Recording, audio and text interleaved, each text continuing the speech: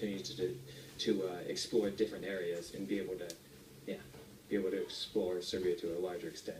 I just feel like it's really important for kids to think about the economic implications of leaving, and if it's I think it's a positive thing to leave, and so I think that they should if they have the chance. Though I see what you mean, I have to disagree with you. Even if you were to make $10 an hour at a job where you were in America at that time, there's lots of people there that end up having that sort of job for like their entire life living in America, and they're just as bad off as some of the poor people here in Serbia. And the reason for that is because the cost of living is much higher. You have various bills and taxes and things you need to pay in order to just live like a normal person, and that takes a toll on the amount of income that you have, and you end up with about the same amount of expendable income as you would if you were to stay here in Serbia with a job that paid less.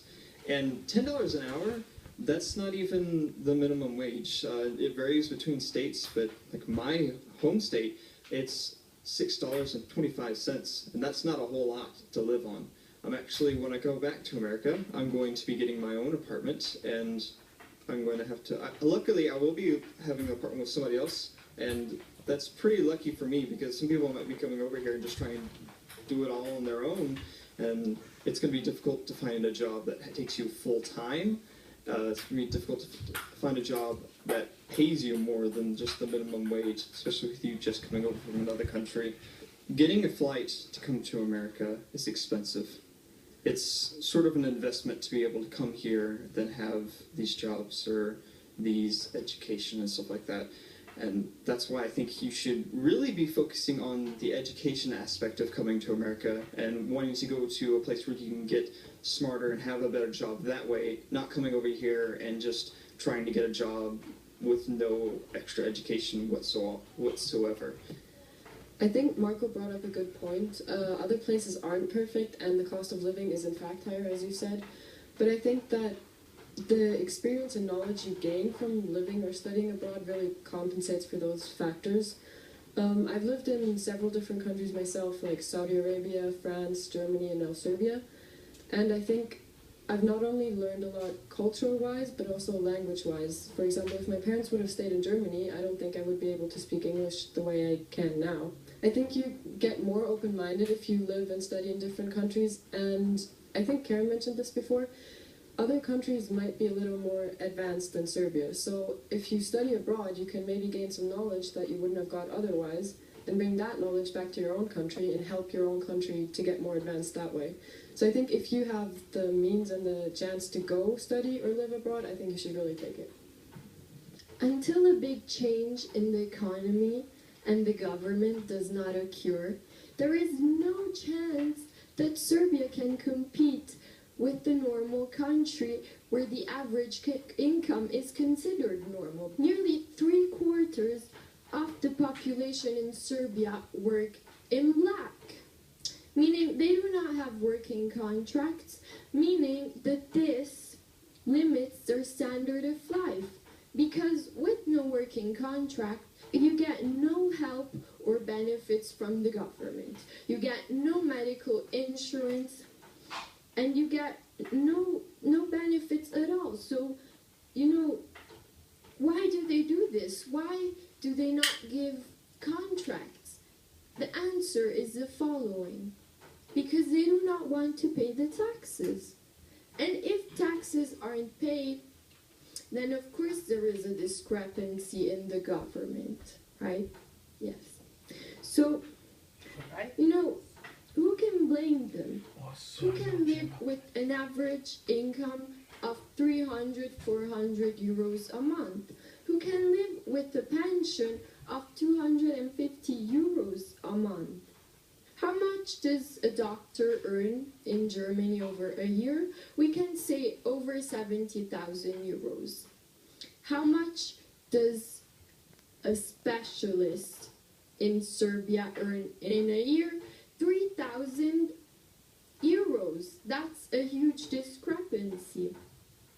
The irony in this situation is that in the end, the people who do pay the taxes and who are forced to pay the taxes are the poor people, because all of the rich people in Serbia earn everything, and in the end they don't pay anything.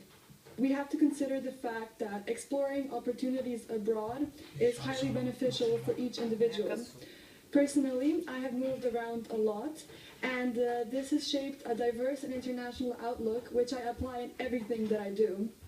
Living in a city like Dubai, where international diversity is highly encouraged, I have found that before being able to change your country and the situation as a whole, you must first look at yourself. Primarily, I believe that education is very important, and because in a sense it dictates the way your whole life is going to unfold. For example, I want to study hospitality and tourism, and it is widely known that the best universities for this are in Switzerland. Staying in Serbia, where there aren't many opportunities in this industry, would damage my future job prospects, and it would in no way aid myself, my family, or my country. Moving to Switzerland for a couple of years until I have at least finished my Bachelor of Science degree, I would be able to come back to Serbia and perhaps influence a change for the greater good of those who perhaps don't have the chance to move and study abroad. Each country has its strengths and weaknesses, and if an individual was to leave their country and get a good education, well, after that, nothing is stopping them to come back and display this knowledge that they've learned abroad. Today, also, it's really important to consider that we live in a world where it's important to note that those who travel and who have all these experiences will be highly regarded in any career that they pursue. So starting off, Mihailo has said that moving to the West would result in you getting more money, which is true, but it is important to consider that the living cost is also higher in the other countries. Therefore, more money does not necessarily mean you would live a more luxurious lifestyle. Furthermore, if all this money is used to maintain your lifestyle, how much can you really send back to your own family? Therefore, if you leave your country to study abroad, it is not as profitable as you would imagine, and you distance yourself from your family. On the other hand, it is also important to consider, though, that Mihailo is right to some extent. In other countries, you get opportunities you would not be able to get in your own country. So, for example, Serbia might not be as developed in medicine, let's say, but the US would be. Therefore, it would be more beneficial in terms of knowledge and opportunities to go there. Kerem has brought the idea of cultures and values, and he discussed this idea of personal fulfillment, which is true, but in my opinion at least, it is important to also consider your own values and remember where you come from, your origins.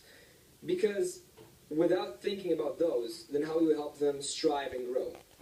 I've been here for what seems like forever. It's just like a second home for me, but I've been here for 5 years. And for me, Serbia is a very unique place. But if the youth leaves and gains new values from different cultures and shape their new persona, then what is left of Serbia? As Marco mentioned, what is Serbia now? It is no longer unique. It is no longer as powerful as one would imagine. But on the other hand, yes, it is important to consider other cultures. It is important to shape your personality according to the world, because we're becoming more globalized. We need to see different opinions, different cultures, different values, and learn from them. Then when you look at Anna and Antonia, they brought this idea of other place not being perfect, which is true, but so is Serbia. It's not perfect. It is a developing nation, and regardless of many difficulties it might have had in the past, it succeeded, and it still is. It is a well-respected nation and known in many areas, such as sports. And yes, inequality does exist here, but of course it does. When you look at the past, it's been outcast from the family of nations. There are many incidents in history, NATO, and it's now trying to get back into the EU, etc. And time is needed to help the resources develop, and slowly, I believe, it will regain its power. But by allowing the young generation to leave, this will not happen. So my opinion on this topic, it's very based on the individual. Yes, it is important to consider the economic implication. And of course, to some extent, some people might not be able to do this, while some might. But it is also important to consider that in other nations, in other countries, you might get opportunities you would not be able to get in Serbia.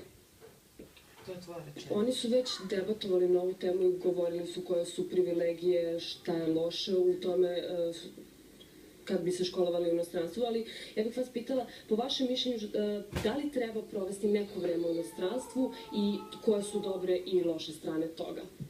Today we are living in interdependent world, in a world which is integrated day by day, more and more. We are calling such a kind of process globalization. The world is globalizing. Never mind all the obstacles, all the challenges, I mean those crises and everything. We are going to have that. We have now, we are going to have in the future many challenges. But the world is going to overcome all of them.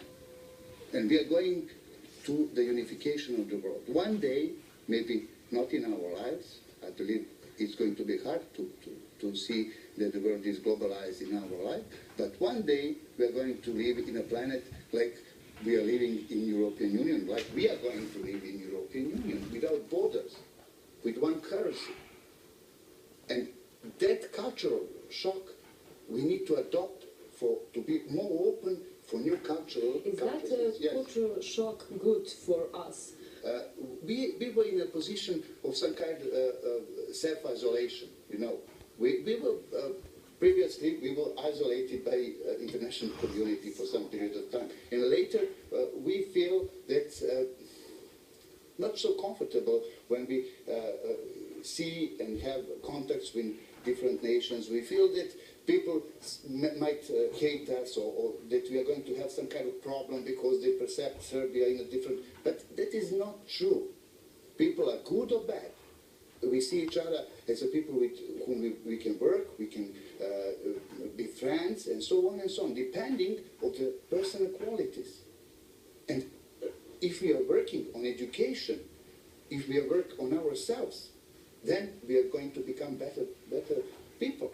And then there is no obstacle for us. You know, I want to stress one point, very important. Serbia has signed Bologna Declaration. That means that our degrees are going to be recognized all around Europe. Same as if you are going to study in Germany, in France, in Sorbonne, and so on and so on. All exams are going to be recognized all around Europe. But still, we are not working as much as it is important to be more open on university level especially, because there are no English classes.